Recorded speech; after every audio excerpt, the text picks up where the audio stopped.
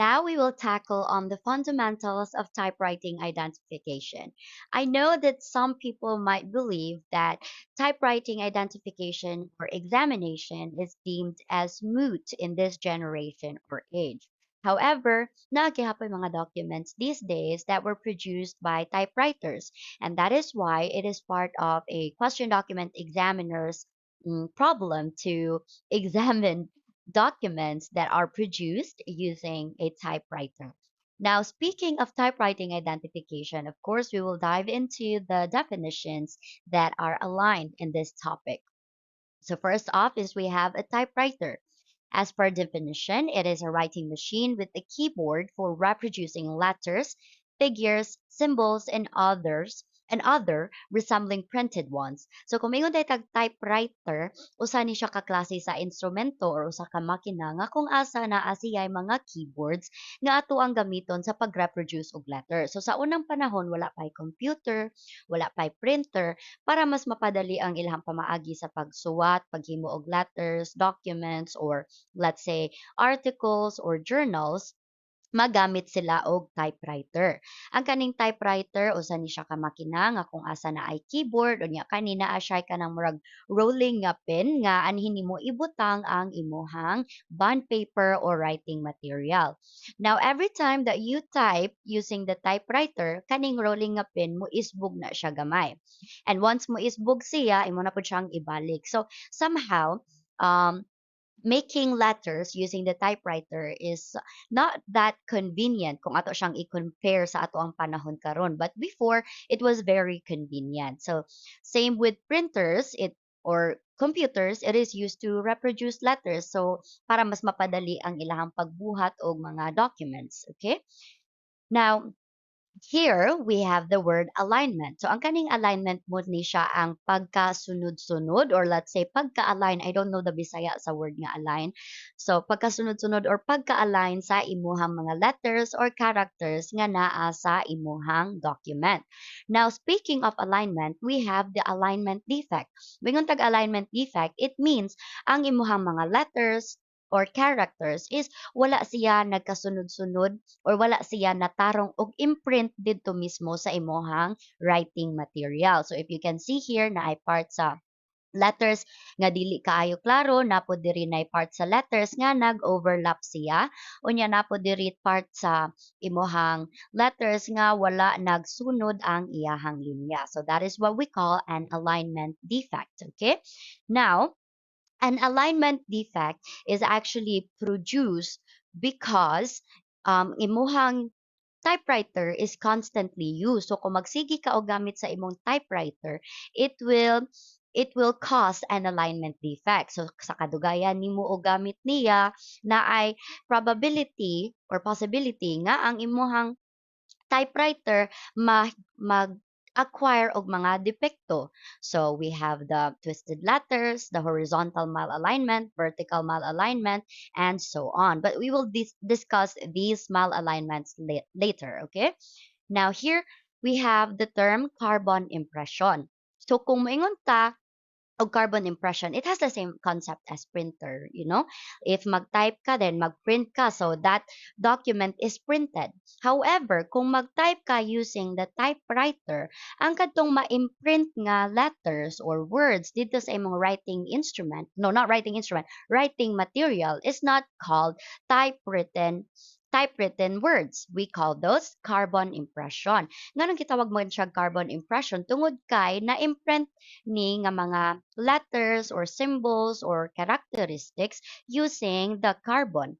So ang kanang carbon muna siya ang ink nga gigamit sa ato ang typewriter. So we have the typewriter ribbon ink. So kani siya mo ni siya og ribbon. Nya dayon ibutang nimo ang each roll sa isig ka side. Nya dayon og kung mag-type ka mo na dayon mo imprint ang imuhang gi tap or let's say gi click, not click, imuhang gi press nga letter dito sa imuhang typewriter.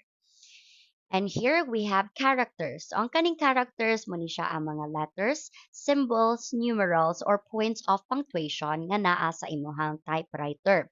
If you are talking about this style, we call this typeface. Ang kanang typeface mo na siya ang klase sa porma sa letters sa imuhang typewriter. However, ang kaning typeface, it is fixed sa ato ang typewriters. Kung moingon po tag typeface diri sa ato ang computer, mo na itong gitawag ng mga Roman, mo na itong gitawag nga calibre, mo na itong gitawag nga italic, and so on.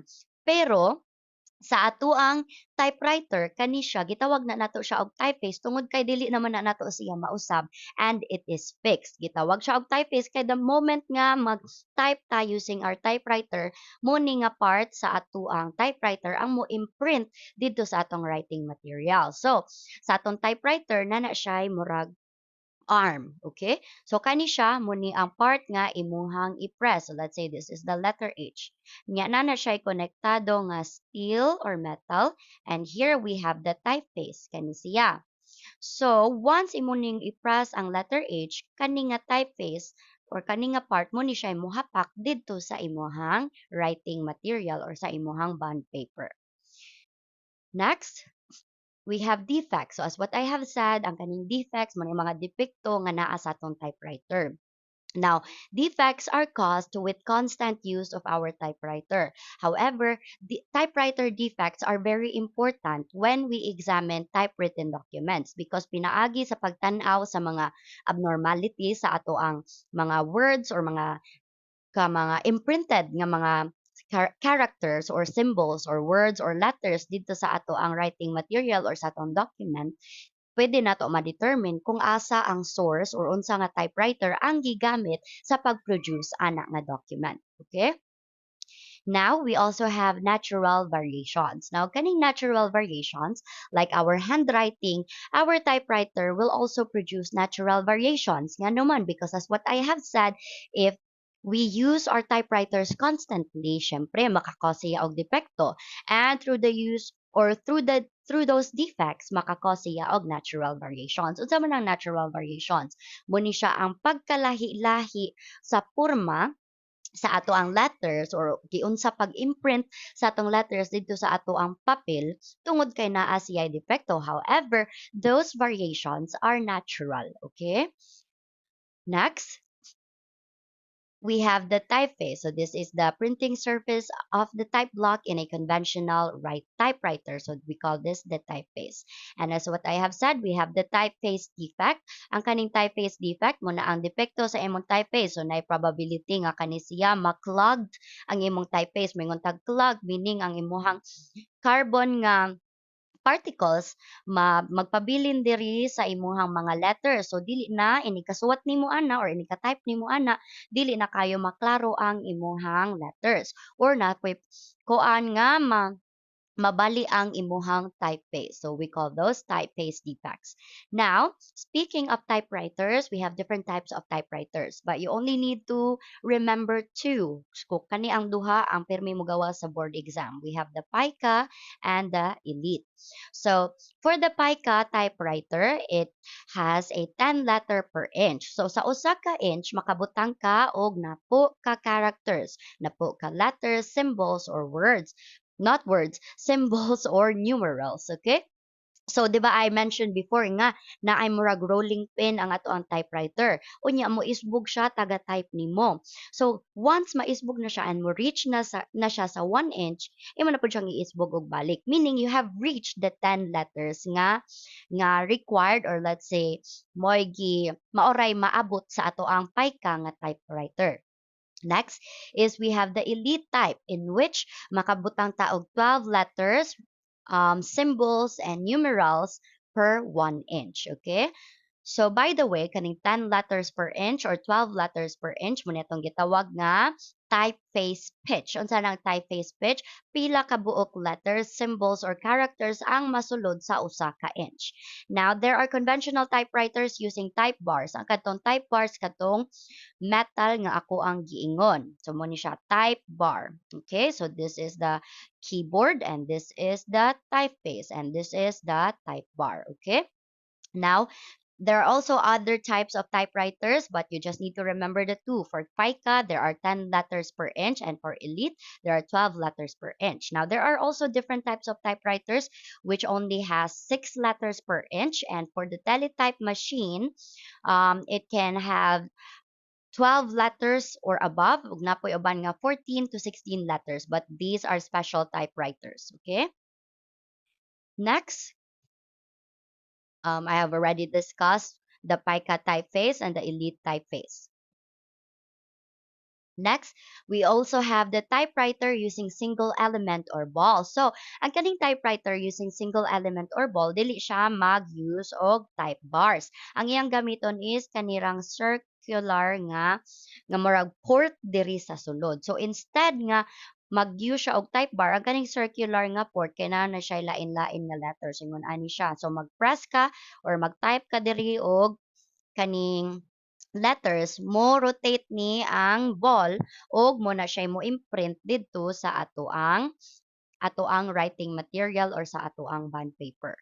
And here we have a typewriter using a print wheel. So this is what we call the electronic typewriter. So unlike the conventional or traditional nga typewriter, kani siya kay maka-type siya 10, 12, and 15 letters per inch. So nagihapon siya limitations. However, this is somewhat almost similar sa atong keyboards nga gipanggamit karon. So dili na kaayo siya saba and it's more easy to use.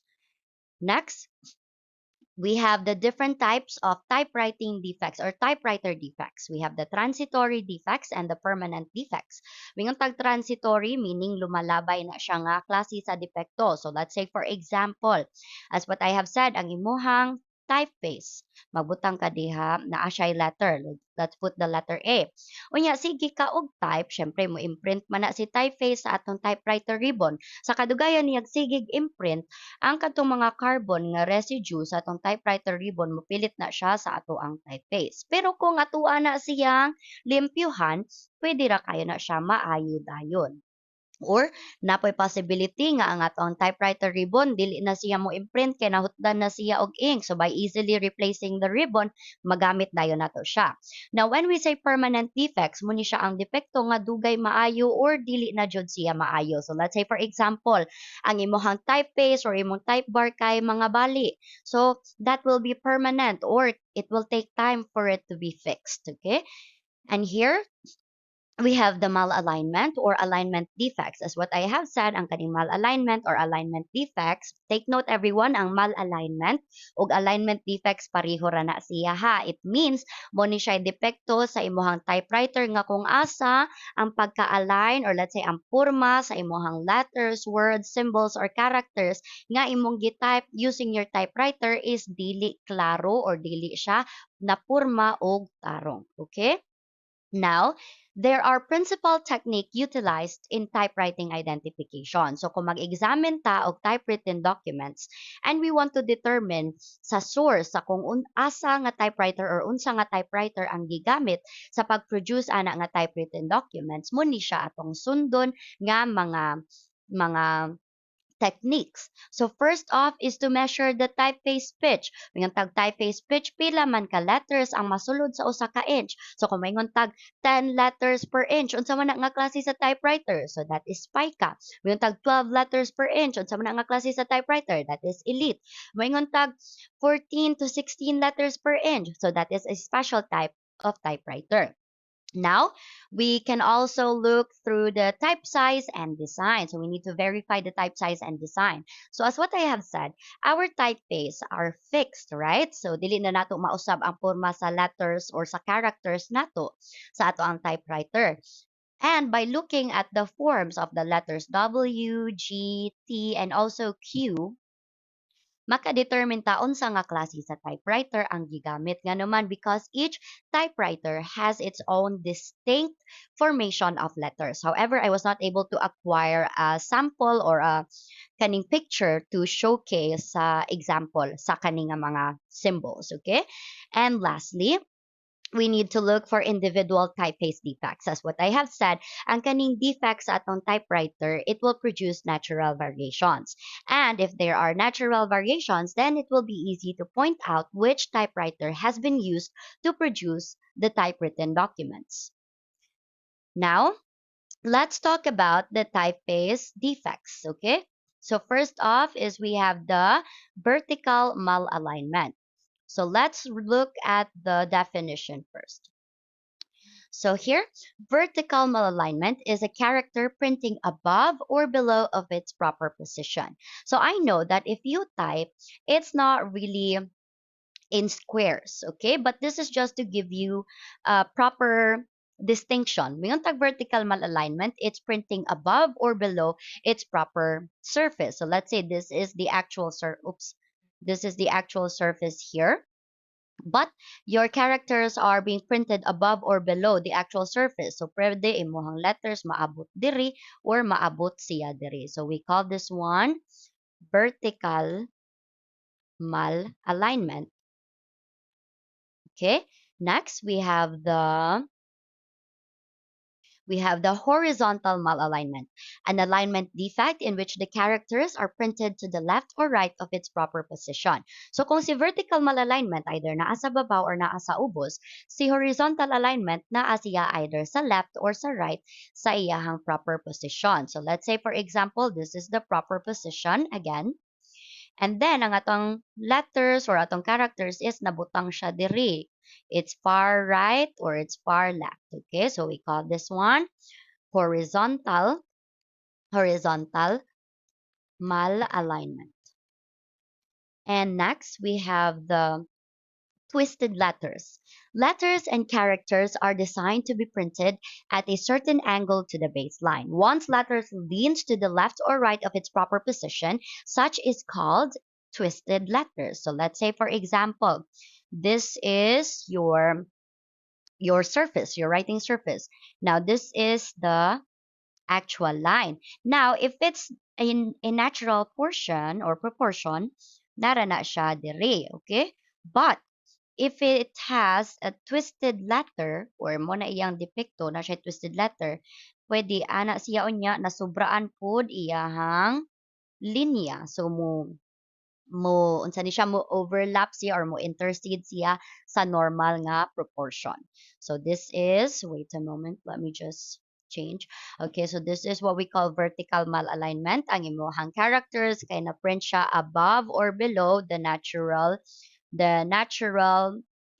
proportion of our of our writing material or the proper position of our writing material. And here we have the horizontal malalignment. It's printing either too much on the left or too much on the right. And here we have the twisted letters in which ang iyahang angle is wala nagkapareho. Okay?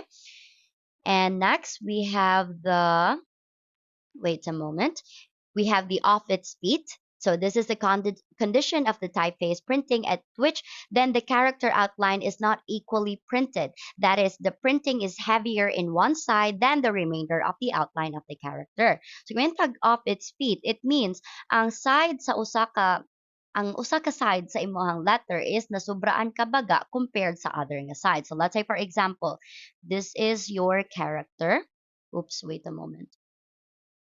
This is your character, so it's letter A. So if it's a natural side, ingon ani ra siya. But if it's off its feet, kani siya nasubraan ni siya ka baga. Okay, so we call this one off its feet, in which ang iyahang other nga side is too much or it's slightly thicker than the other side. It means dili pareho ang gibag-on sa imuhang letters or ang porma sa imuhang letters. So we call this one off its feet. Okay. Next, we have the rebound. So this is a typeface defect in which a character prints a double impression with the lighter one slightly offset to the right or left. So when we say rebound, din siya katong lablab ha nga imong ilisan imuhang uyap. When we say rebound, it means na doble og type ang imuhang gi-type nga letter. So this is letter A. Unya naman siya rebound nga defect. So nakaduha siya og type. Okay? Or nakaduha siya og imprint rather. And lastly, we have actual breakage. In any peculiarity of typewriting caused by actual damage to the typeface metal. So ingon tag actual breakage, it means ang imuhang gisuwat diha nga letter is wala na jud na klaro tungod kay naguba ang imuhang letter. So let's say for example, it's still letter A. So wala na siya na porma og tarong tungod kay na break ang imuhang typeface. So dili na mapurma unya, dili na maklaro ang imuhang letters. Hopefully that is understandable. And those are the different types of typewriting defects, and those are the fundamentals of typewriting identification. Hopefully, you learned something today.